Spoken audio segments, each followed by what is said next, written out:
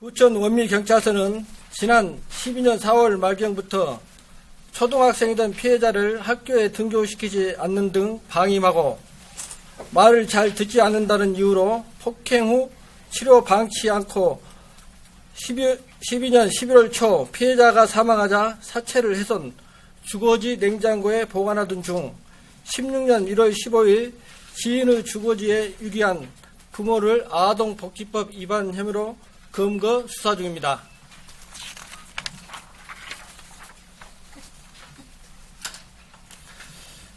수사 착수 경위는 피해자가 다니던 초등학교 교사가 교육청에 장기 결석아동 전수조사 계획에 따라 피해자 모를 상대로 결석 사유 등에 대하여 전화로 확인 중 가출하였다고는 하나 가출 날짜를 정확히 진술하지 못하고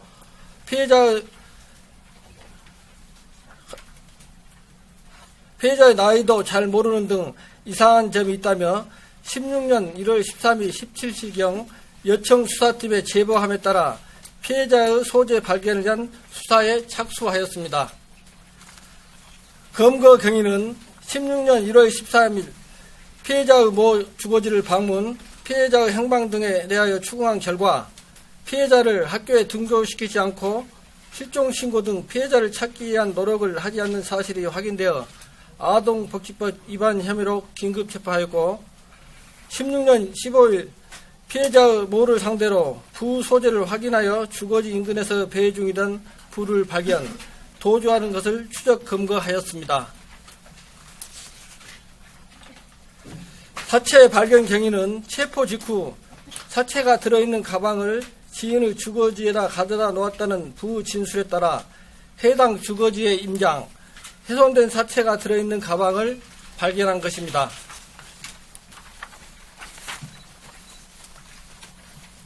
다음은 범행 경위 및 유기 과정입니다.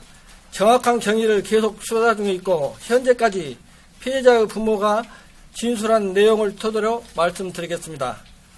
피해자의 부는 피해자가 평소 말을 잘 듣지 않아 반복적으로 체벌을 하였는데 12년 10월경 씻기 싫어하던 피해자를 욕실로 끌어당기는 과정에서 넘어뜨려 다쳤으나 병원 진료 등 별다른 조치 없이 주거지에 방치하다 한 달여 만에 사망하였고 사망을 확인 후 주거지 냉동실에 넣어 보관하기 위해 사체를 훼손하였다고 진술하였으며 학교 관계자와 경찰이 주거지를 찾아올 것이라는 처음 말을 듣고 사체가 발견될 것이 두려워 지인의 주거지로 옮겨 놓았다고 진술하였습니다.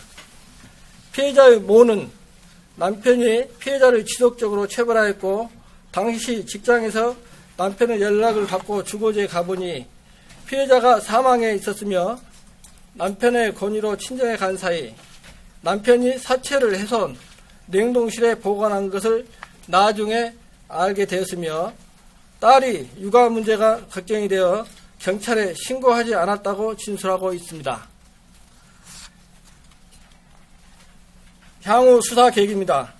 우선 국립과학수사연구원에서 부검을 통해 정확한 사인을 규명 중에 있으며 피해자의 모에 대하여는 아동복지법 위반 혐의로 구속영장을 신청하였으며 부모 모두 살인 혐의에 대해 계속 수사 중입니다.